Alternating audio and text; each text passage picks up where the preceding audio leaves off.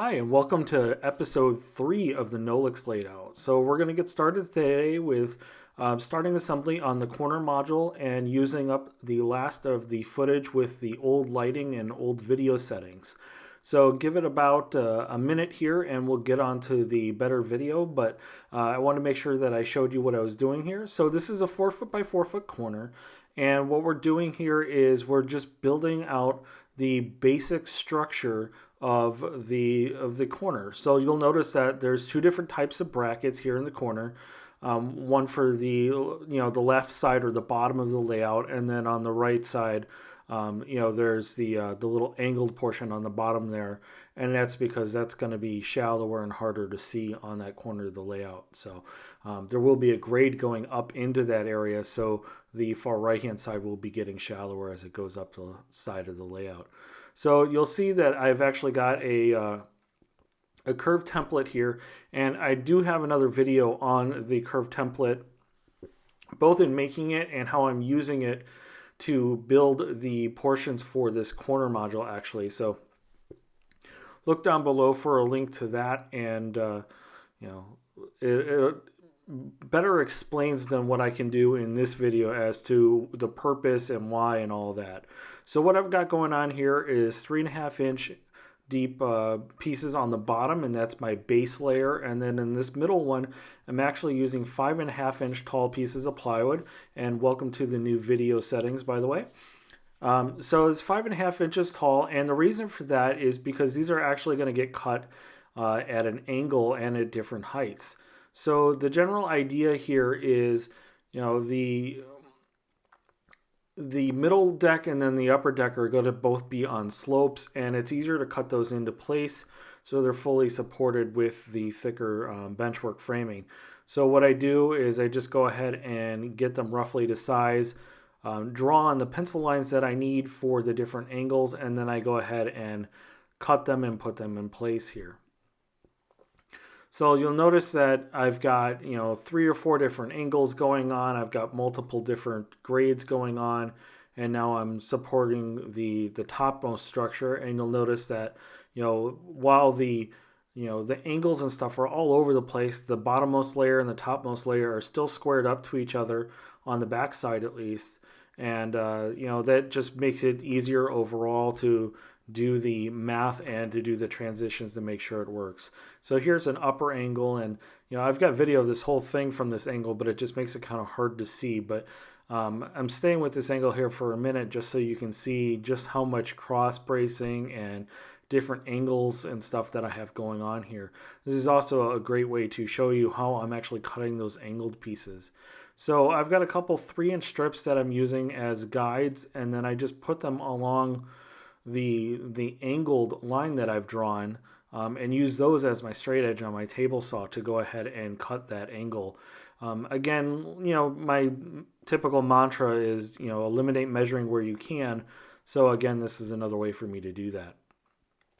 So now I'm installing some more cross bracing and further structure to support the middle deck here, and then we'll go ahead and get this thing moved over, get the holes drilled so we can go ahead and start putting the surface in place.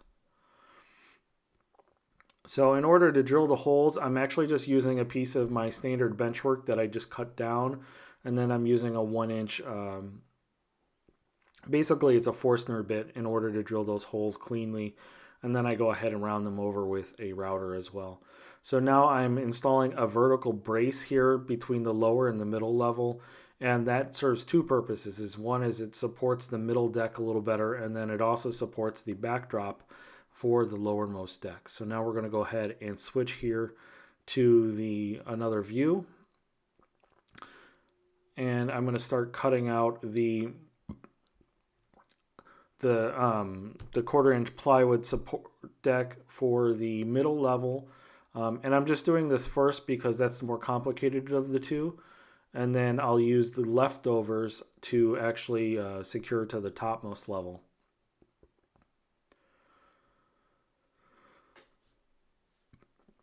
So again, I'm drawing out all my lines and roughly cutting this. Now, the way I'm cutting this is a little looser than what it's actually going to be. And the reason for that is once I get it secured, I can just go ahead and use my router to fine tune it so it's nice and tight to the Benchwork framing. And this is something I commonly do. Here I'm just using my, it's 1/4 inch wide by 3/4 inch staples. And the reason why I'm using staples on this is I've noticed with 1/4 inch plywood that it really just doesn't like screws. And for the strongest benchwork I can possibly make, using staples just seems to work out a little better. So here I'm using the router to just go ahead and cut my plywood to size, and especially with the 1/4 inch stuff is it makes it super simple and fast. So now I just filled in that little spot here, and then I'm going to tip it over onto its back, and I'm actually going to add the support structure I need in order to secure that triangle on the bottom after. So while doing most of this video, I'm using a voiceover because it's just more practical. I've got an airport near me. I've got kids, loud cars, and trains. I wanted to do this segment live just to give you a better understanding of what the heck it is I'm doing here. So in the last segment, you saw me finish up this corner. So now I've put it together with the 2 other corresponding modules, and now I'm going to actually get the grades put in place on these 2 straight modules so the ramps lead into the corner properly. Now I wasn't able to do this beforehand simply because this module didn't exist and I didn't know exactly where those were going to land. Now on this module, I went ahead and I already stapled on this surface, and that's a problem. So I'm going to have to address that in the next segment here, but not really a huge deal because it's staples, and the saw blades I use are capable of cutting through nails, no problem, so no big deal. I'll take care of it. But what I wanted to do and show you here is, so I've built this already on the proper grade and at the proper height. And now what I'm going to do is I'm going to take straight edges. In this case, I've got a 3-foot level. And I know, because I've already done this once, that 3 feet actually gets me down to the flat level. And here's the trains I was talking about. So on this side, I know it's going to be 3 feet to get me down. On the far side, however, it's a little different. So this is a 6-foot stick, and in order to, what I'm doing here is I'm just sticking it on the flat part and then rocking it until I know it's right where it's supposed to be. And that's going to bring me out to roughly about 4 feet on this module. So I know when I'm marking this, this is roughly about where I need to be, and as you can see, I already put a pencil mark here. The other reason I did this is because this ramp here, which I've already started and you saw in probably last week's video, I need to continue this on. And in order to maintain as much gap as possible, I'm actually just going to do it as a 3/4 inch thick piece of plywood from here through the rest of the ramp. Because on this side, it starts up here, but once I get over to the far side, it's actually going to be almost to the bottom portion of this 10-inch wide slab of plywood. So what I'm going to do is I'm actually going to put in this ramp and then cut out the bottom part that's not holding up the ramp so I can get as much visual space as possible. So with this ramp, what I'll be doing is this will be my front edge, and then it'll actually stick back about 2 inches. So it'll overlap this edge here and then be screwed from the bottom into the edge here of this plywood face. And that's effectively what will hold this whole corner section together. All right, so getting started on that corner ramp piece. So what I did is I went ahead and I'm going back and forth taking measurements and making sure that it's going to not only be the right depth on the portion that's exposed, but also have that extra 2 inches on the backside for proper support. And I went through a couple times and I erased the extra lines so it just looks nicer. Again, here I'm using my circular saw to just go ahead and rough cut, get this thing cut out to place using straight edges so my lines stay nice and straight. And I'm using a piece of foam on top of my saw so I don't inadvertently cut my saw. So now I'm using my table saw to just finish cut some of these lines that were a little easier to do that way versus with the circular saw, giving it a quick sand down, and then I'm going to go ahead, test fit a couple times, and I do this probably 4 or 5 times just to make sure it fits perfectly. So when it goes for final assembly, there's no surprises. So now what I'm doing is I'm actually setting up my router, and I'm going to actually cut a slot into the bottom of this plywood here.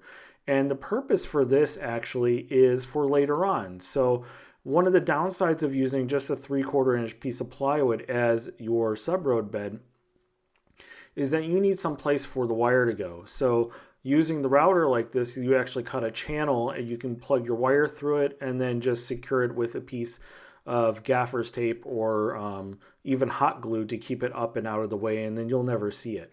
So again, here I've got it in place. I'm double checking to make sure it's secured properly. I threw just a couple screws in it just to hold it in place, and now I'm using that as my guide to draw the pencil line on this third module here.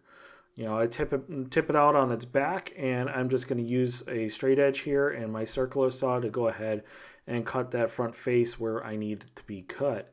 So again, eliminating a lot of measuring and just doing it the easy way, using the saw as my guide to cut what I need. So now I'm going to take this over to my table here, and I'm going to take it completely apart again. And while this might seem a little counterintuitive, what I'm doing is I'm actually going to be cutting away all of that excess material on those vertical dual deck supports. And this gives my client a little extra clearance for his models on that second level. And quite frankly, for what I'm doing, it just provides a better quality product. So, you know, I'm going to go ahead and chop each one of these on my table saw, and then we'll go ahead and reassemble the module.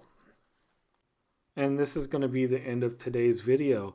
If you are enjoying this content and looking forward to the next installment, don't forget to like and subscribe, and leave a comment down below, because you might win the next 1,000 subscriber giveaway, and ultimately you might be the winner of the 15,000 subscriber layout giveaway.